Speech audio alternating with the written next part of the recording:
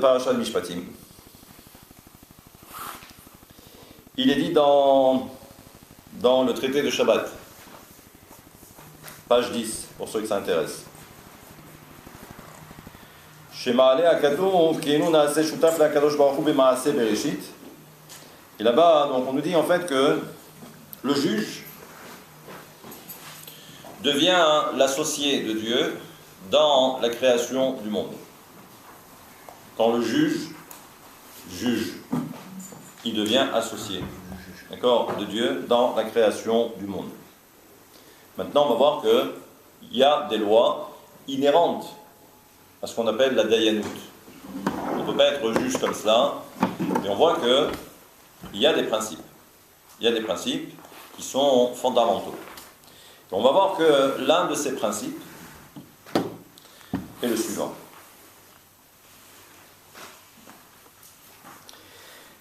Vous avez deux plaignants. Deux plaignants.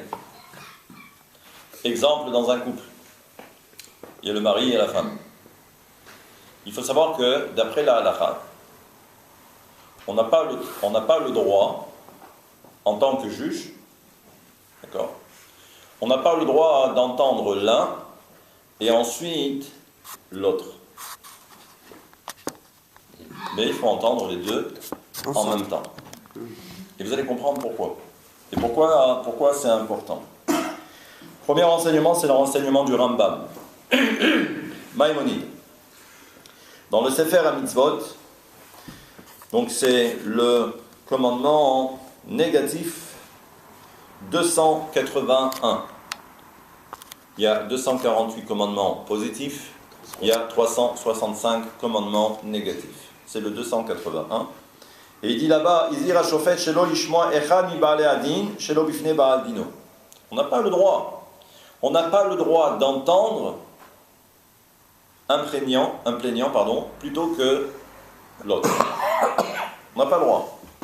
Kedei shelo tikanes lenafsho tzurat hadevarim en yosher lahem velo amitut. Parce que le problème, c'est ce qu'on va découvrir, c'est que lorsque vous écoutez le premier, ça va laisser une trace dans votre esprit. C'est-à-dire que, à travers ce que vous venez d'entendre, forcément, cela va vous forger votre première impression sur le dossier. Et ça, on n'a pas le droit. Nous avons un verset dans Michelet qui dit que Tzadik Arishon Berivo Uba Eron Vechakiro. Le roi Salomon, dans Michelet, dans les Proverbes, chapitre 18, verset 17, nous dit que le premier arrive, c'est ce qu'on appelle le Tzadik Rishon. Et il vient, il se plaint. Et ensuite, le deuxième arrive.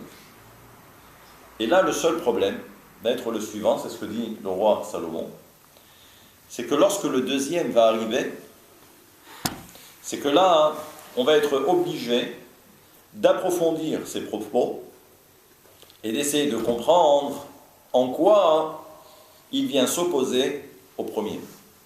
Ce que l'on n'a pas fait pour le premier. Parce que le premier, on l'a écouté. Donc ça veut dire que c'est déjà acquis. C'est-à-dire que j'ai entendu, et ça y est. Déjà dans mon esprit, il a déjà obtenu gain de cause. Forcément, il a raison. Et le deuxième, par contre, je vais être obligé d'analyser ses propos. Et ça, c'est pas correct. C'est pas correct du tout. Le Meiri nous dit, et ara le dayan shelo yashkia b'machshavato al ma she'esaper lo harishon, ve'hu hatovea et chavero bedin, ad she'yishma divrei chavero, ki lemare einayim, que she'yishmu divrei harishon, yachshvu alav she'hu zakai bedino. Il dit parce que le problème, c'est la nature humaine, qui fait que quand j'entends quelqu'un pour la première fois, ça laisse une trace indélébile dans mon esprit. Et à partir de là, je suis prêt déjà à lui donner, passez-moi l'expression, le bon Dieu sans confession. C'est-à-dire que forcément, il a raison. c'est l'autre qui va arriver après, ça va être plus compliqué. C'est pour ça que par exemple, et c'est l'exemple que j'ai donné d'ailleurs, c'est le couple.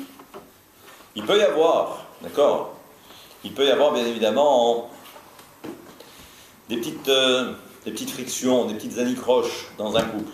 À la limite, c'est normal et c'est même souhaitable. C'est même souhaitable. Parce qu'il faut que les choses se mettent en place.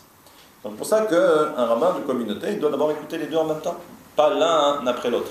Parce que malheureusement, ça laisse une trace. Si j'entends le premier, c'est fini, je ne peux pas entendre le deuxième.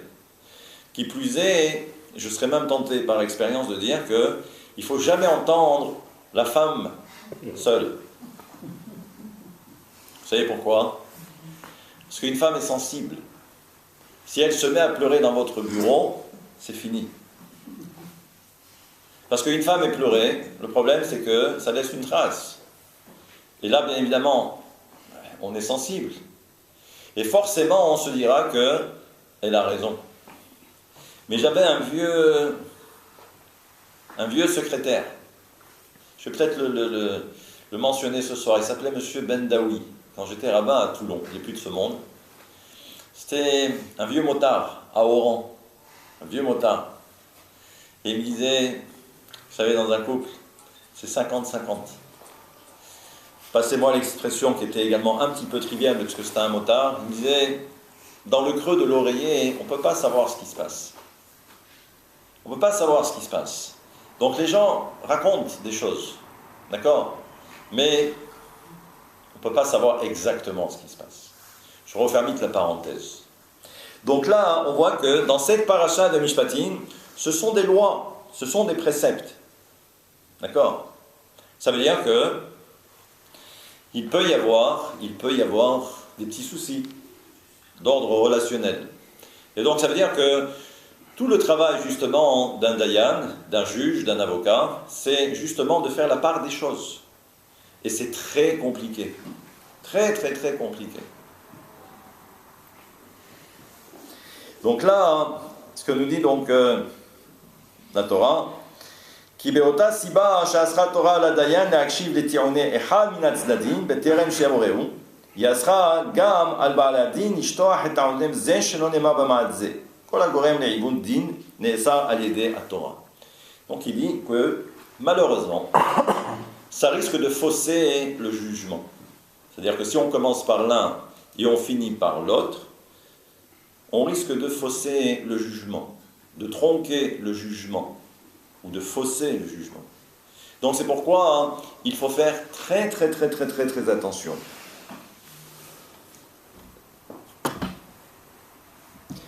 Et là, toujours d'après l'enseignement de la Torah, il est rapporté dans un autre traité du Talmud, qui est le traité de Sota. Et là-bas on nous dit que celui qui ne respecte pas toutes ces consignes, un juge rabbinique qui ne respecterait pas ces consignes, c'est ce on appelle ça un Racha Haroum.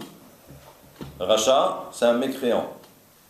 Haroum, quand on parle de Haroum dans la Torah, on parle du serpent.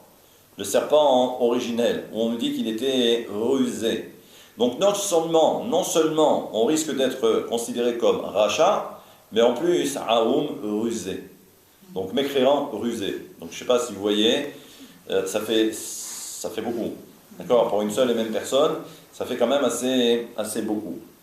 Et là donc il dit que chez Nifkeron, Belev Adayan Sha'are Zechuyotav Lidvarav Sheze Kashin et Salkan.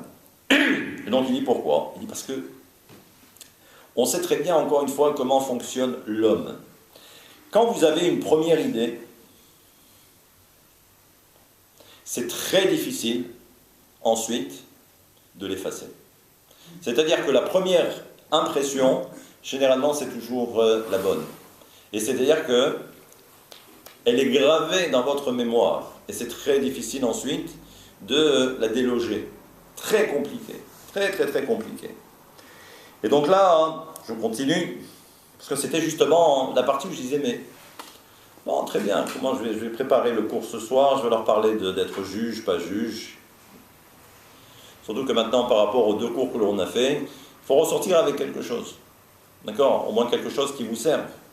Maintenant, vous n'êtes pas juge, je ne suis pas juge non plus, d'accord, quoique des fois, que ce soit, bon, par rapport au cas que j'ai cité tout à l'heure, ou également dans le cadre de la conversion et ainsi de suite.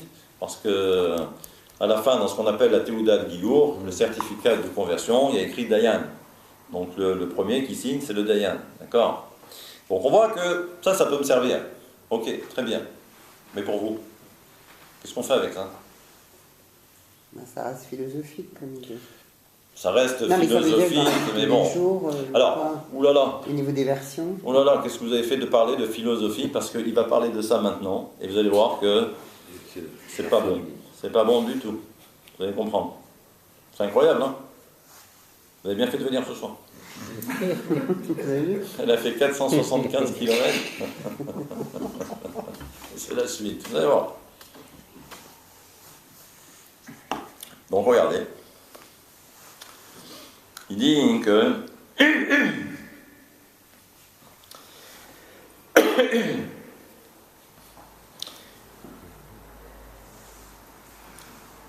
il est écrit dans le Imre Emet. Le Imre Emet, c'est un chassid. D'accord? C'est les chassidés Gour. Son père, c'était le Sfat Emet. Et le grand-père, c'était le Chidouché Harim. Donc c'est une certaine chassidoute, c'est les Gour.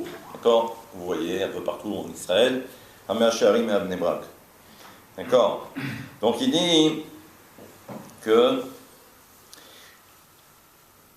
Zot a philosophia. Je pense que vous avez très bien compris, je n'ai pas besoin de traduire. Philosophia, c'est la philosophie. Aoura, maudite soit-elle. Shenir Sheluba Kama Vekama. Combien malheureusement sont tombés à cause de la philosophie. Bon, on continue, on d'accord, pas de problème. Il dit maintenant, mais pourtant, nous avons un Rambam, Maïmonide, qui a bien écrit ce qu'on appelle en hébreu le Moré Nevuchim, le guide des égarés. Et là-bas, donc on voit qu'il parle bien évidemment des enseignements de Aristote. Donc c'est la philosophie grecque. Donc à un moment donné, ça ne peut poser que problème. Donc comment le Imre Emet peut dire que Aroura, maudite, soit la philosophie? Mais on voit bien que le Rambam s'est accordé le droit d'écrire le Moré Nevuchim, et c'est basé essentiellement sur la philosophie. Et là-bas, donc il dit comme ça. Arben imukim kevde mishkal neemru ben yudun ze. C'est-à-dire qu'il faut faire très attention par rapport à la philosophie. Il va expliquer pourquoi. Et vous allez voir ensuite quel est le lien avec ce que l'on vient de dire. Ve'echa min hachashuvim shebahem mitbases al ikaron de lael mitiba shel hachakira philosophite shehi meoreret she'elot umetziga be'ayot. Quel est le but même de la philosophie? C'est de poser des questions. De s'interroger. C'est le principe même, d'accord? Donc c'est la philosophie, d'accord? C'est l'étude de la sagesse. Mais pour arriver, oui, Sophia, c'est très bien. Oui. Donc là, on comprend bien que c'est clairement dit que la philosophie est là justement pour se poser les bonnes questions. Le seul problème, c'est que parfois, nous avons beaucoup de questions. Et nous avons beaucoup de réponses qui restent en suspens. Et parfois, les réponses ne sont pas adéquates. Et parfois, si elles ne sont pas adéquates, ça veut dire qu'on peut se mettre en porte-à-faux avec la religion. Mais en fait, si on comprend bien, mais celui qui a foi en Dieu, est-ce que ça peut le changer ou pas? Je pose la question. Non. Oui. Bon, de toute façon, vous pouvez dire non ou oui. D'accord? Chacun ira de la sienne. D'accord? Il dit simplement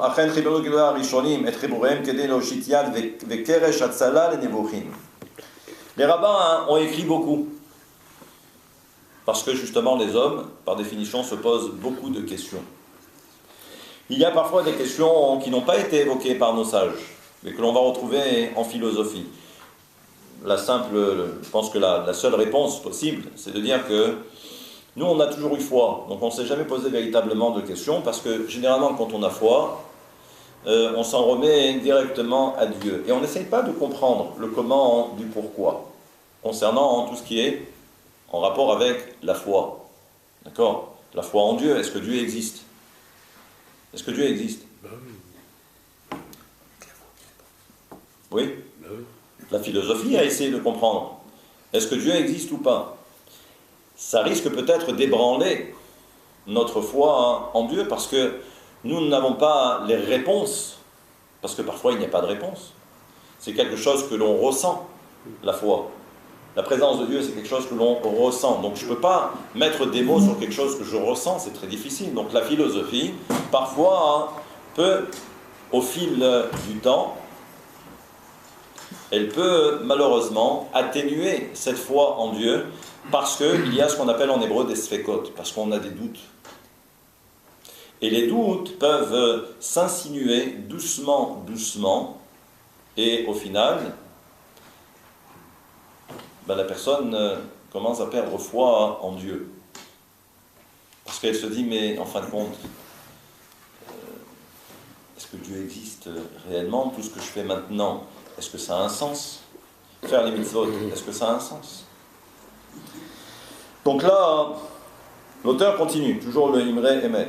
Et il dit, Omnam yod'im anu bebirur, ki lechol she'ela anish'ele bitchum ha'emuna metsuya teshuva holemet. C'est pourquoi les Chachamim ont beaucoup écrit. Le premier, ça a été le Rav Saadia Gaon. On en a parlé la dernière fois, la semaine dernière, sur les 10 commandements, parce qu'il a écrit sur les 10 commandements. Mais il a écrit également tout un ouvrage, parce qu'à l'époque, il y avait ce qu'on appelait les Karaïm. Les Karaïm, on va appeler ça une secte, d'accord? Ce sont ceux qui reconnaissent que la loi écrite, et non pas la loi orale, la loi rabbinique, d'accord? On va avoir exactement le même problème un peu plus tard dans l'histoire, et il faut comprendre aussi pourquoi le Rambam a écrit le Moreh Nevuchim. Pourquoi est-ce qu'il a écrit le Moreh Nevuchim? C'est-à-dire que le Rambam, quand on parle du Rambam, c'est toujours par rapport à la Halacha, le Mishneh Torah, d'accord? C'est tout le Talmud. Il a fait une synthèse et il en a donné la Halacha dans chaque compartiment du Shulchan Aruch, d'accord? Donc, pourquoi le Rambam maintenant est rentré dans ce domaine qui est un petit peu particulier, la philosophie? Qu'est-ce que ça a à voir? Parce qu'à son époque, justement, il y avait ce problème. Parce que les gens étaient attirés également par la philosophie. Donc, c'est-à-dire qu'il a voulu démontrer qu'en fin de compte, la philosophie n'a rien apporté de nouveau. C'est-à-dire qu'on a déjà tout dans la Torah. Simplement, les rabbins n'ont pas voulu exprimer certaines choses parce qu'on n'en avait pas besoin. On n'en avait pas besoin parce que toute notre religion est basée sur la foi. Donc ce genre de questions, est-ce que Dieu existe ou il n'existe pas, on ne se posait pas ce genre de questions. On a dit la semaine dernière, Anochi Hashem Elokecha, je suis l'Éternel, ton Dieu. Ça nous a suffi. Dieu s'est présenté à nous et il y a eu une transmission de génération en génération. Ceux qui étaient présents devant le Har Sinaï ont ensuite transmis à leurs enfants et les enfants aux petits-enfants et ainsi de suite pour arriver jusqu'à nous. Donc pour nous, ça ne pose aucun souci. Malheureusement, plus on s'éloigne dans le temps, et plus ensuite on voit que ces philosophies, d'accord, la philosophie grecque pour ne pas la nommer, donc on voit que malheureusement ça a causé beaucoup de problèmes. On pourrait faire un parallèle aujourd'hui avec la science. Et c'est pourquoi donc justement quand on parle de la philosophie, on parle également de ce qu'on appelle la hakira. La hakira, c'est justement la science, c'est-à-dire essayer de prouver, de montrer que. Tout ça pour mettre quoi? Pour mettre tout ça en porte-à-faux, la Torah par rapport à la science. Mais les rabbins aujourd'hui, d'accord, il y en a plein qui excellent dans ce domaine. Aujourd'hui, il suffit de voir sur YouTube, il y a plein de rabbanim, comme le Rav Zamir Cohen, où déjà à l'époque, il y avait ces cours qui étaient donnés, ces conférences à l'extérieur, dans ce qu'on appelait Oraïta à l'époque. Donc on voyait bien que déjà dans la science, d'accord, déjà dans la Torah, tout ce que la science a pu ensuite dévoiler, c'est quelque chose qui était déjà contenu dans la Torah. Mais nous, on n'en fait pas étalage, d'accord? On n'en fait pas étalage. La science a besoin de cela pour exister, comme certaines religions qui ont eu besoin justement pour exister, de faire étalage, d'accord? Et ensuite, bien évidemment, et vous connaissez le principe, c'est pas nouveau, quand on veut se mettre en avant, quand on veut être sous les feux de la rampe, vous savez très bien comment ça se passe, on est obligé de détruire l'autre.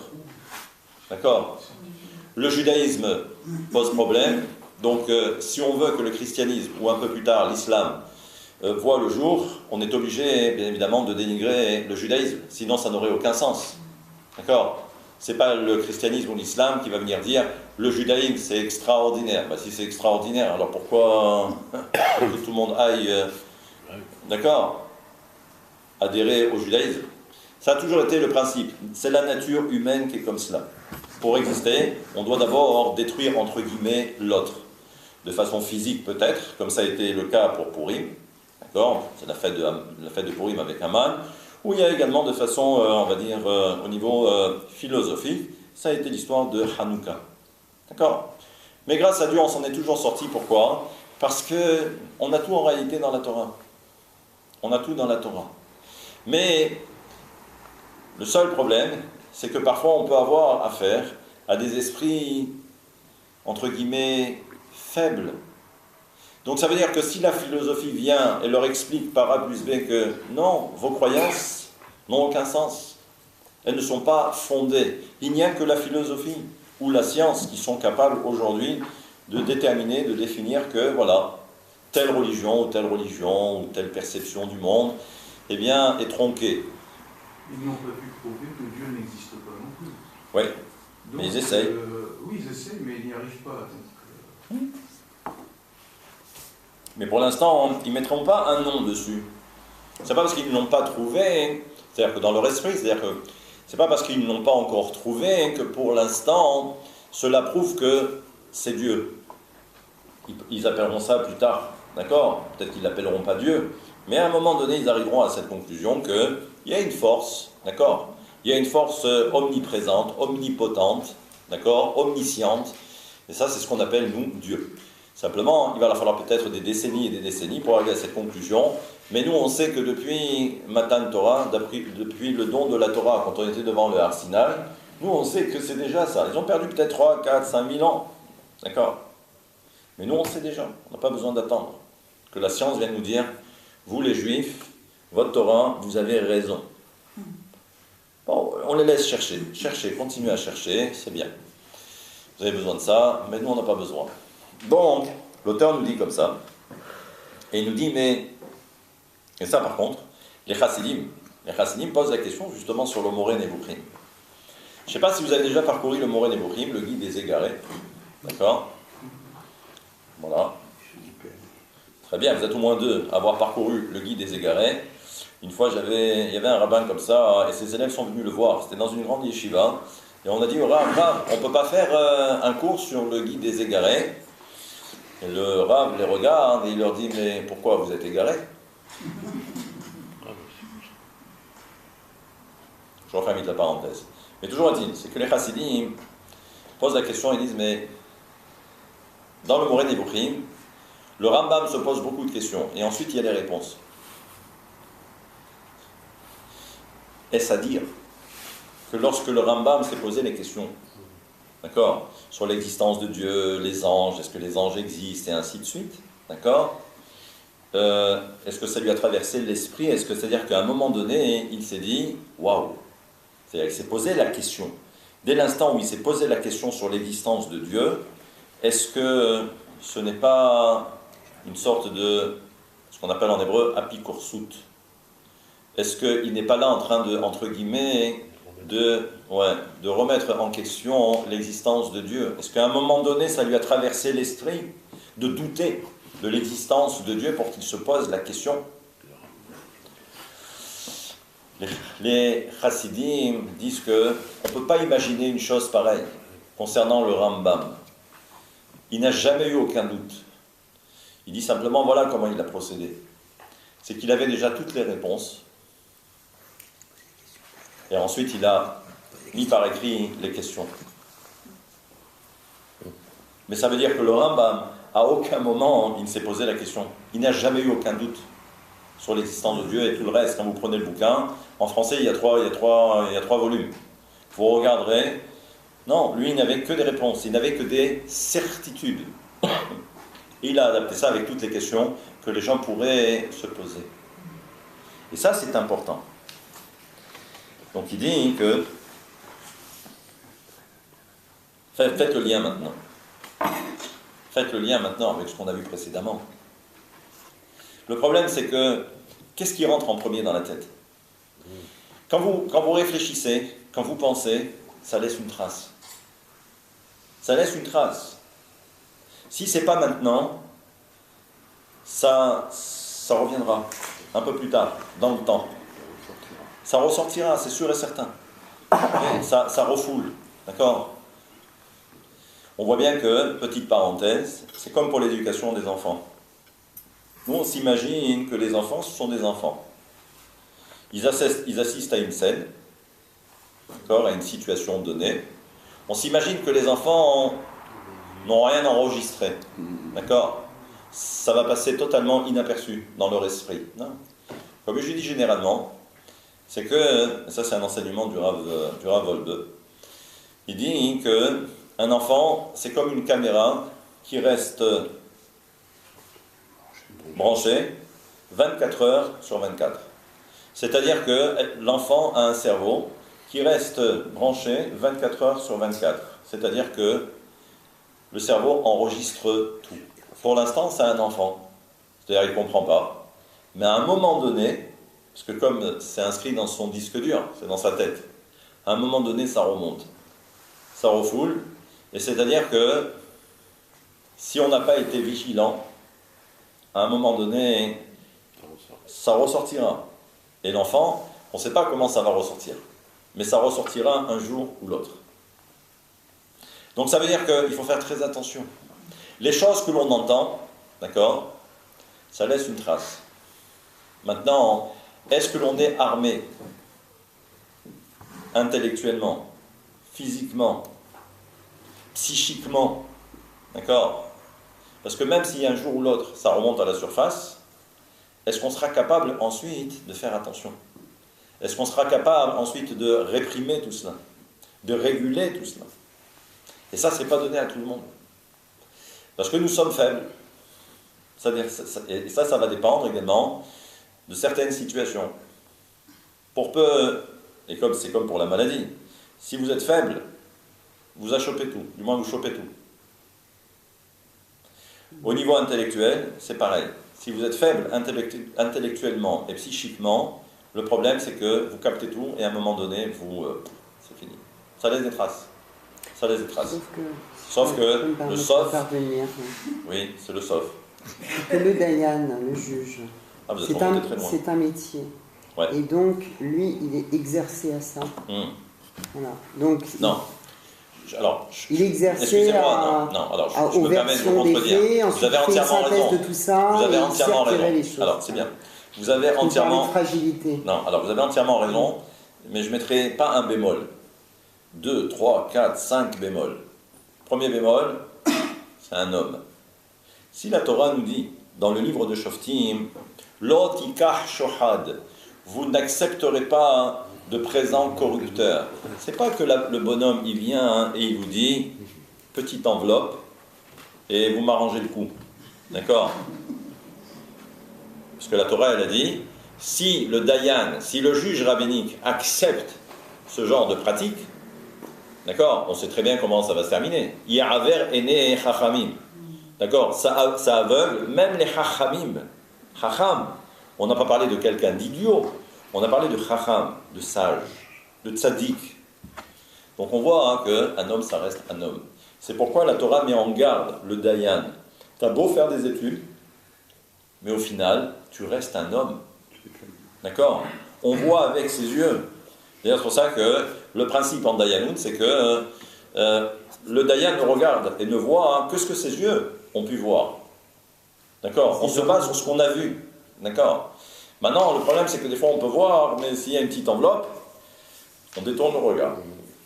On détourne le regard. Mais c'est comme ça, si la Torah en parle. Vous imaginez, si la Torah en parle. Et bien sûr que ça existe. Mais parce que la Torah en parle, parce qu'elle connaît l'homme. Par contre, si on ne peut pas écouter, si le juge ne peut pas écouter, enfin, il ne peut pas écouter séparément les plaignants, Ils parlent en même temps, c'est une cacophonie, ça se passe Ah, c'est très bien, chacun à son tour. Ah oui, donc il entend Parce quand que même la première vous allez version voir, dans la mais, deuxième. non, mais parce que justement, on va voir. Devant l'autre. Il ne peut pas dire n'importe quoi. Bah, c'est ce qui se passe devant un juge ici. mais Hein. on peut pas Il dire y en a n'importe toujours quoi. un qui parle avant l'autre. Alors, mais tant que c'est ensemble. Mais en présence. D'accord. En présence. En présence. Voilà. C'est ça toute la différence. C'est-à-dire que même ce temps de latence, c'est-à-dire que vous rentrez le premier ou la première, d'accord, la personne attend de l'autre côté et ensuite elle vient. Il dit même ce temps de latence, d'accord, c'est compliqué. Première impression. C'est la première impression. Ça reste gravé dans notre esprit. Donc il faut que les deux soient présents. Pour ne pas fausser le débat et également le jugement. Maintenant, ce qui nous intéresse, c'est là où ça devient... Je ne veux pas dire que ce n'était pas intéressant jusqu'à maintenant, mais bon, c'était un petit peu... Précis. Ouais, ça nous parle un peu moins, quoi. Nous, à notre niveau, déjà, dès le ventre de notre mère, on est confronté à ce problème. Pourquoi ? On entend. Bah, c'est très simple, c'est ce qu'on a toujours enseigné. Le verset nous dit quoi ? Le verset nous dit que Ki yetzer lev ha'adam ra mineurav. Que le yetzer, le penchant de l'homme, d'accord, se trouve où ? Depuis l'origine, depuis sa naissance. C'est pourquoi les Chachamim diront quoi ? C'est ce qu'on nous a toujours enseigné. C'est que lorsque l'enfant sort du ventre de sa mère, Pour la mère.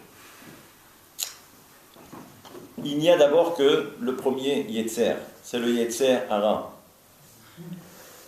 C'est-à-dire que l'enfant, pour l'instant, il n'y a que le Yetzer Hara, il n'y a que le mauvais penchant. Jusqu'à quel âge ? Jusqu'à 13 ans. Au moment de la Bar Mitzvah, le Yetzer Hatov, il arrive et il fait de grands signes en disant « Ça y est, je suis là ». Mais les Chachamim nous disent « Mais qu'est-ce qui s'est passé pendant 13 ans ?»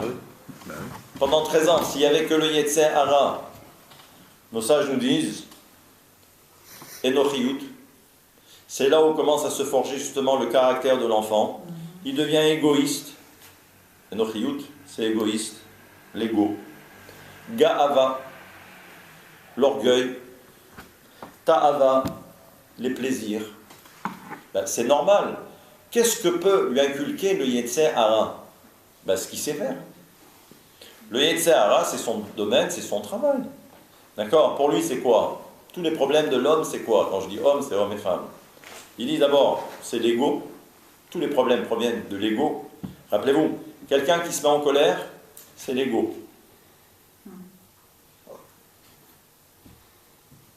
Affinez un peu, d'accord ?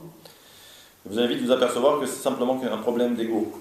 C'est tout, c'est rien d'autre. Oui, tout à fait. Et si c'est pas un problème d'ego, mais en fait dans l'ego, il y a quoi ? Il y a l'orgueil, parce que l'orgueil c'est quoi ?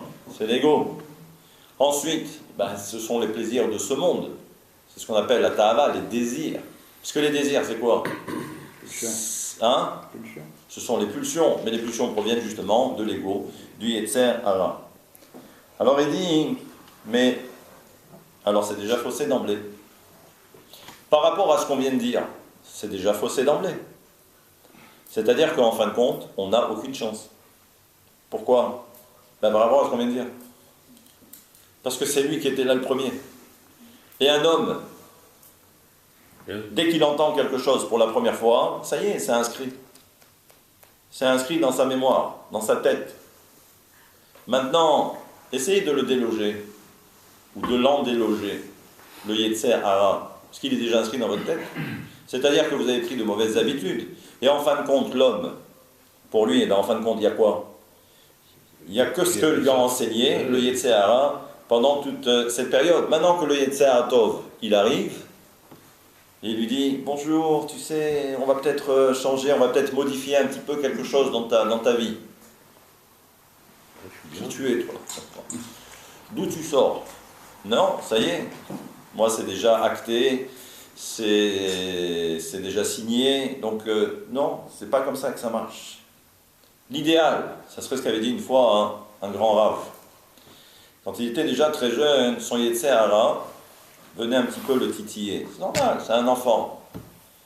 Il disait à son Yetzer Hara, il lui dit, tu n'as pas le droit au chapitre, tu attends que le deuxième arrive. Selon le principe que l'on a évoqué tout à l'heure, c'est-à-dire que on ne peut pas écouter un plaignant après l'autre, mais il faut écouter les deux en même temps, de peur que ça puisse changer notre façon de voir. C'est ce que disait ce Rav. Ce Rav, il disait donc à son Yetzer Hara, il dit non, n'interviens pas, n'essaye pas de me parler, ça ne sert à rien.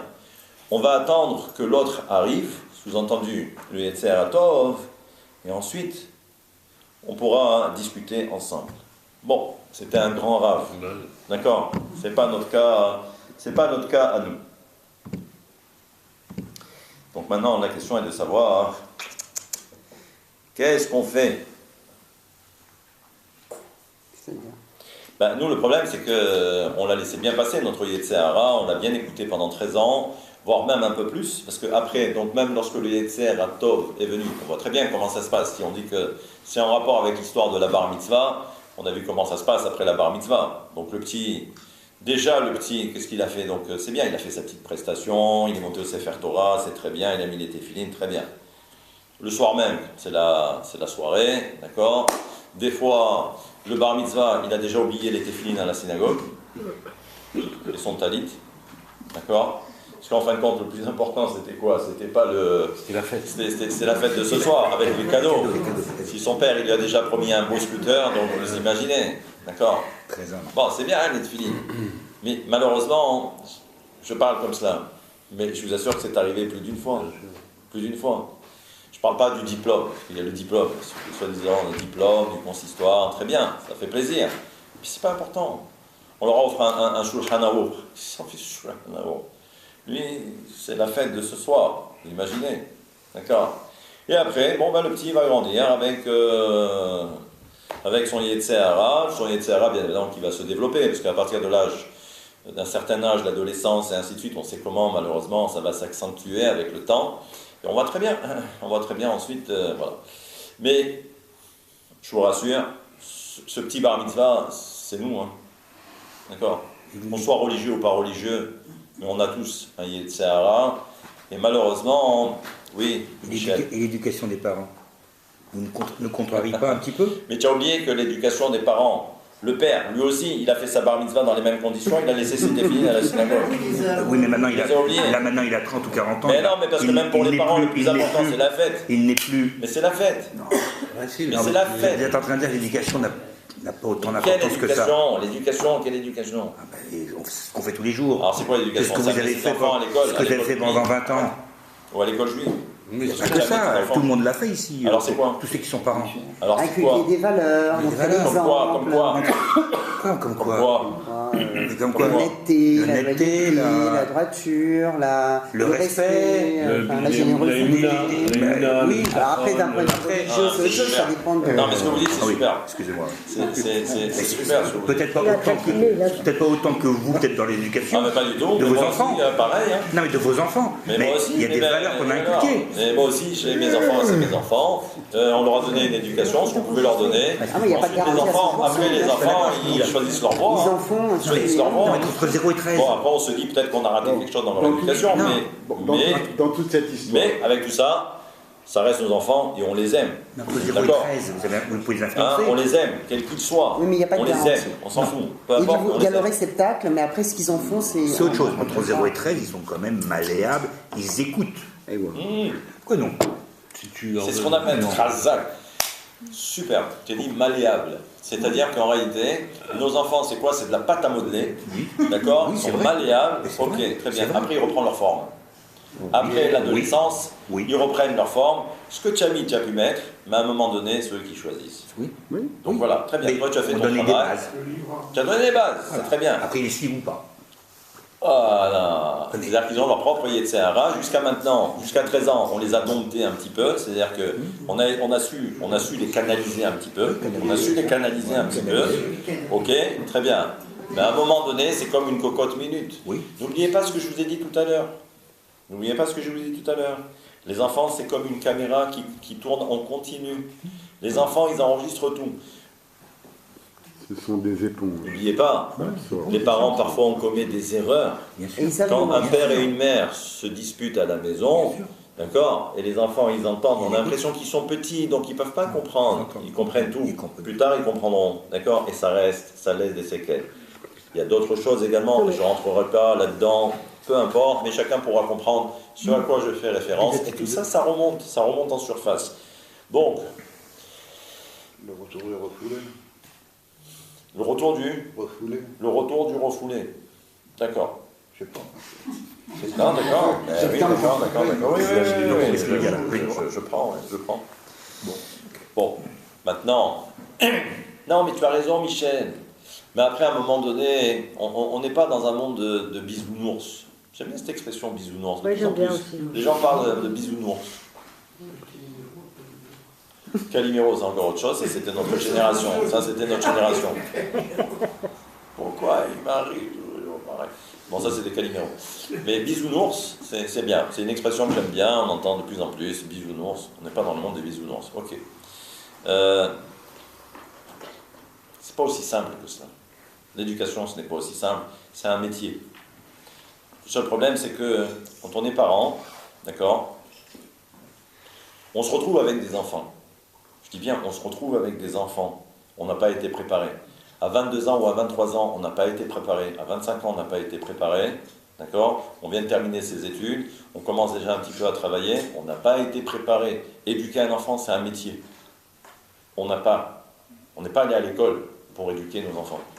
On peut commettre beaucoup d'erreurs, mais pour nous, on a imaginé que, et si on est honnête avec soi-même, on a reproduit ce que nos parents ont fait pour nous. La tradition. Maintenant, c'est pas si mal. Et c'est pas si mal, on a été heureux. Très bien, voilà. J'ai pas dit. On demande que l'enfant soit heureux, ça suffit.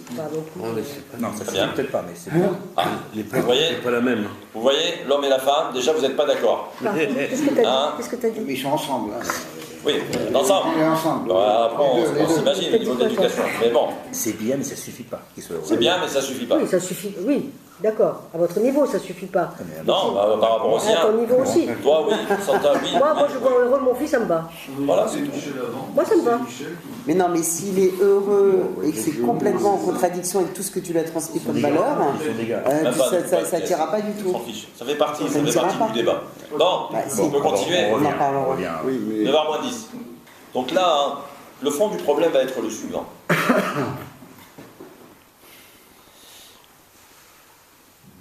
Il y a ce que l'auteur va appeler la paresse intellectuelle. C'est quoi la paresse intellectuelle? C'est la tendance naturelle. C'est peut-être la tendance naturelle, mais... C'est la facilité, céder à la facilité. Non. On va arriver, c'est ça. Non. Il va donner un exemple qui est très simple. On a vu, c'était dans les parachiotes précédentes, avec l'histoire de Pharaon. Pharaon, d'accord, au départ, il voit un Moïse. Bon, c'est vrai, Moïse, très bien. Moïse lui dit, laisse partir le peuple. Les Hébreux, non, partiront pas. Première plaie. Non, partiront pas. Deuxième plaie, ils partiront pas. À un moment donné, il faut quand même qu'ils se rendent à l'évidence. Ce fameux Pharaon. Oui? Il a attendu quoi? La 10e plaie. Il a perdu son fils. D'accord? Pour qu'il laisse sortir le peuple. Mais il fallait réfléchir un petit peu avant. Donc la question de ça, je me dis, mais pourquoi il n'a pas accepté tout de suite de se rendre à l'évidence qu'il était dans l'erreur?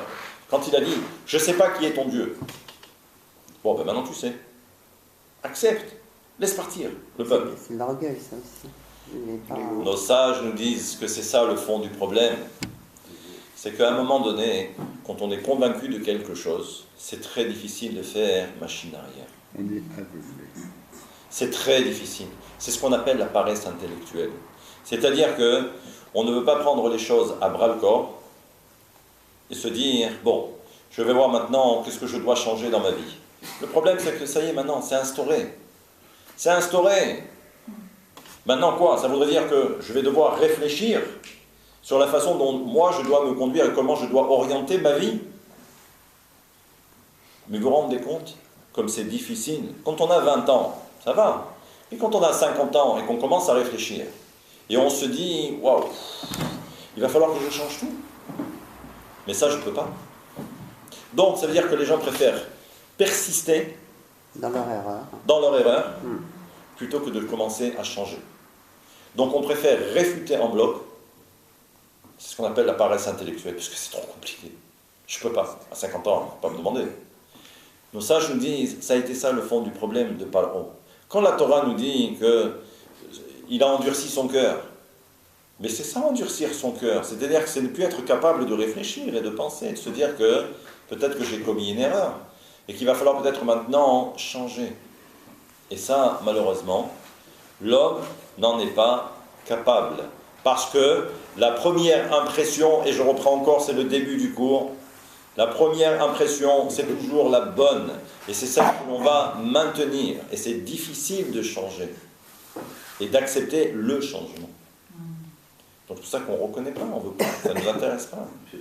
Je veux pas, je suis bien comme je suis, ne me laissez-moi tranquille. Non mais c'est aussi la difficulté Pourquoi de se non, remettre c'est en aussi.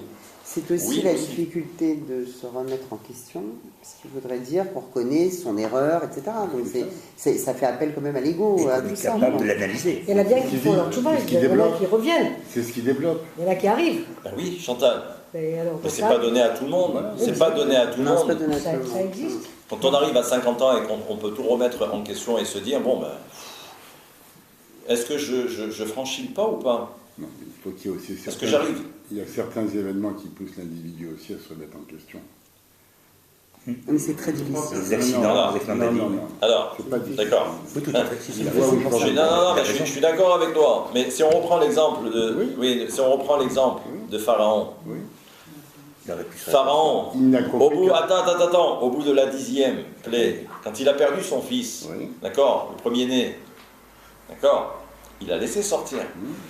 7 jours après, Il était derrière eux. d'accord, il était derrière le peuple d'Israël. C'est très difficile, c'est très difficile. C'est très difficile. C'est pour ça que la Teshuvah, rappelez-vous, la toute première fois, bon, je pense que vous n'étiez pas tous là, mais j'avais dit, la Teshuvah, ça n'existe pas. Les gens avaient dit quoi? Sur le rabbin, vous allez à l'encontre de la Torah, de tous les enseignements de la Torah. Je dis oui, mais parce que c'est très difficile. C'est très difficile. Vous vous rendez compte, après 50 ans, le bonhomme, il se réveille, il se dit, mince, j'ai commis des erreurs. Mais ça existe. Mais c'est une force, oui, Alors, très bien, c'est c'est une force. Mais même cela, la Teshuvah, telle qu'elle est perçue dans la tradition, dans la Torah, c'est un changement radical.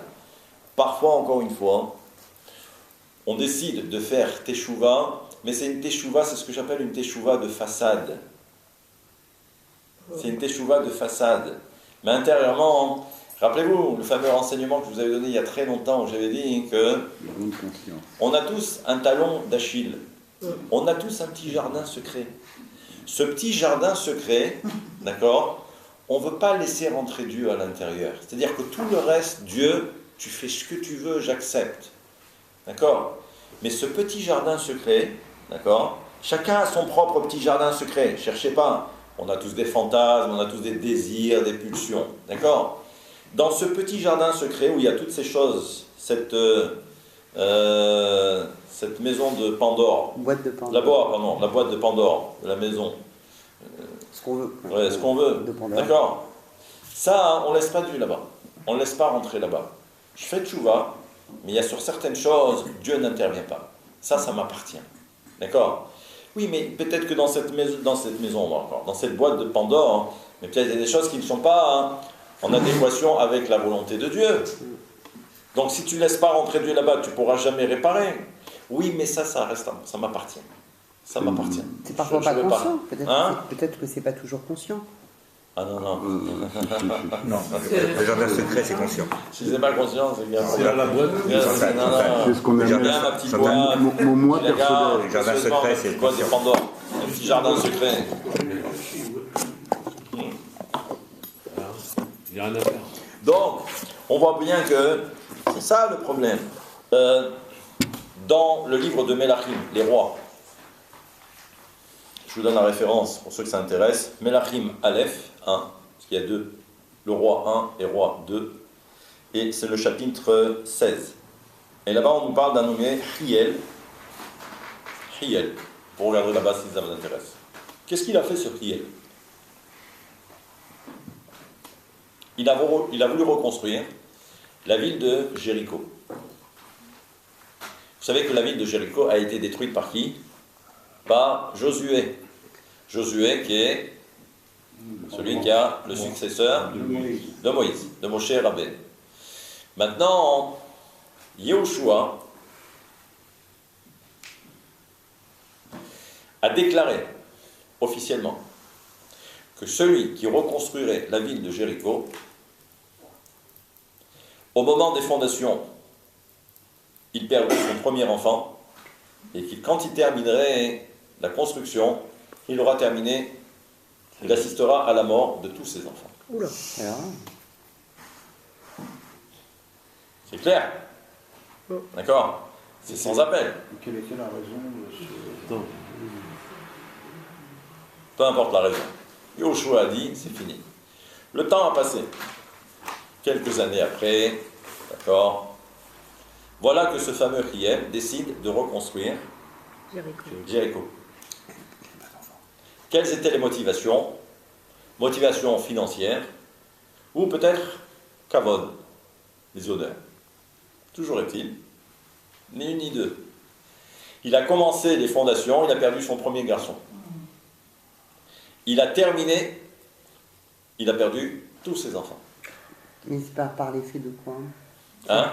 Il y a quelqu'un qui les a tués ou c'était un décret? Ah non, un décret. C'était un décret. Oh, oui, oui. Mais il le savait qu'il y avait ce décret. Il le savait en plus. Josué, il a annoncé. D'accord? Tout le monde a entendu, c'est écrit dans la Torah. D'accord? Dès l'instant où c'est écrit dans la Torah, du moins dans la Bible, donc c'est forcément que tout le monde était au courant. Je vous pose la question. Mais ce Hiel, il est fou. Ah oui, parce qu'il savait ce qu'il avait. Il a commencé avec le premier. Arrête. À ce moment-là, tu te dis, ouh, il y a la malédiction de Josué qui plane sur la ville de Jéricho. Jéricho, il a dit, Josué a dit, pas de reconstruction, sinon faites attention, vous perdrez vos enfants. Tu as perdu le premier avec les fondations. Tu attends quoi? Il n'a pas fait marche arrière. Il n'a pas fait marche arrière. Il L'orgueil. était tellement persuadé, l'orgueil. C'est-à-dire que se remettre en question, il n'a même pas été capable de se remettre en question et de se dire que je suis dans l'erreur la plus totale, je suis en train de perdre ce que j'ai de plus cher, mes enfants. Non.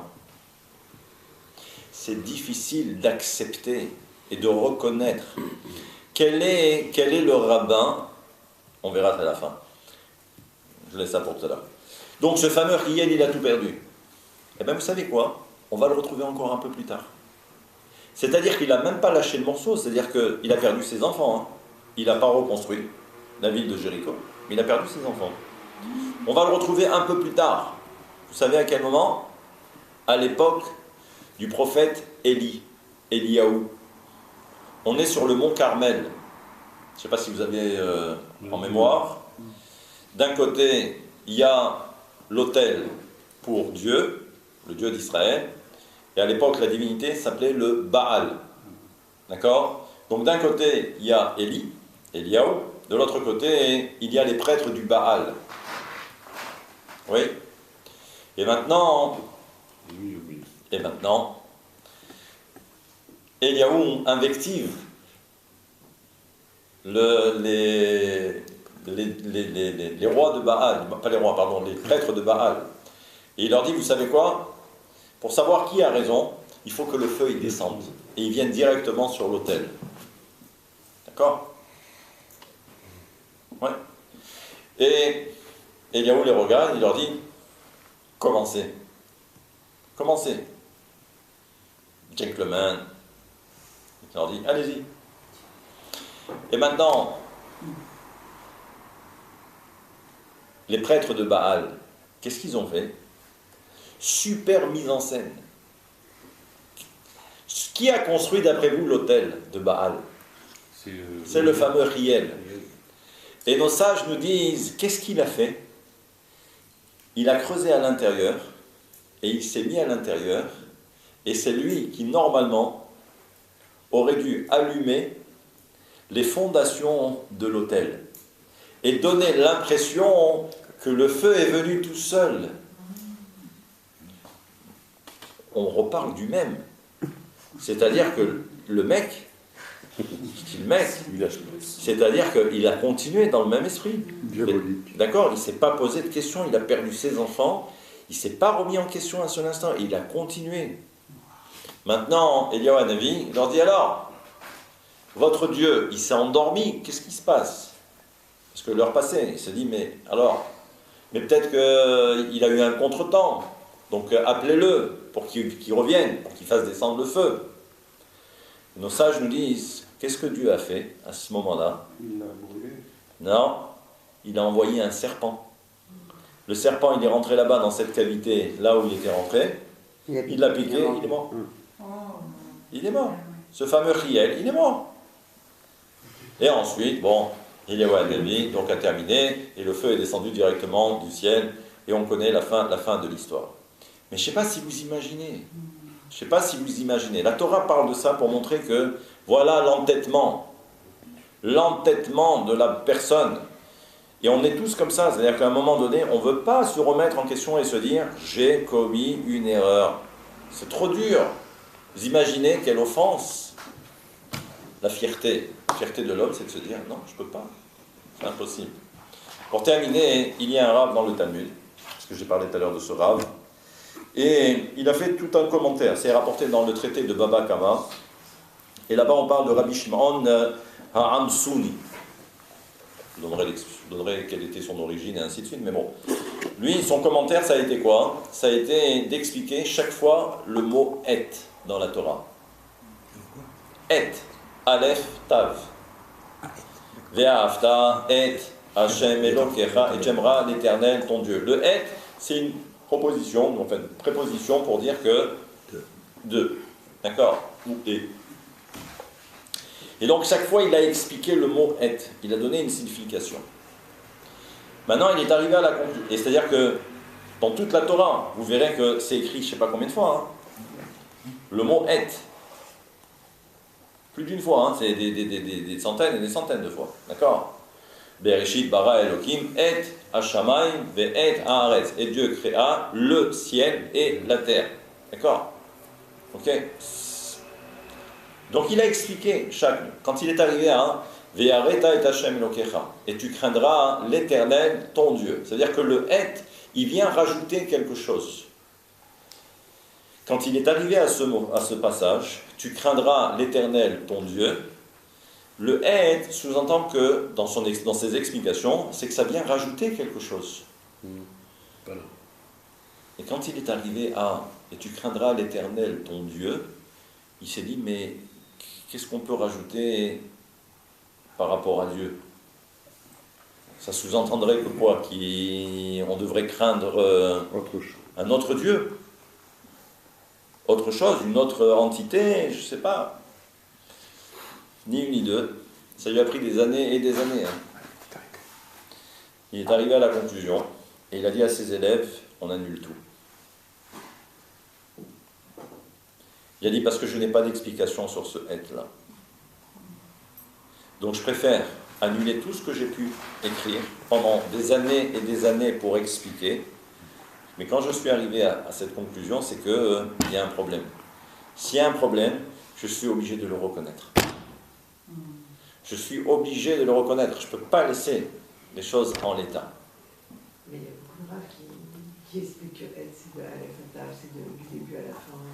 Oui, mais dans le contexte, en général, de Aleph à Tav, ça c'est la façon générale, ou généraliste. D'accord? Mais dans le contexte, il faut comprendre qu'est-ce que l'on vient rajouter de plus. D'accord? Quand on dit par exemple Kaved et avicha ve imecha, d'accord? Tu honoreras ton père et ta mère. Donc les Chachamim, mais après il y aura l'enseignement de Rabbi Akiva, parce que Rabbi Akiva il a fini en fait par expliquer, mais bon, je ne rentre pas là-dedans. On voit que l'on doit, par exemple, respecter le grand frère.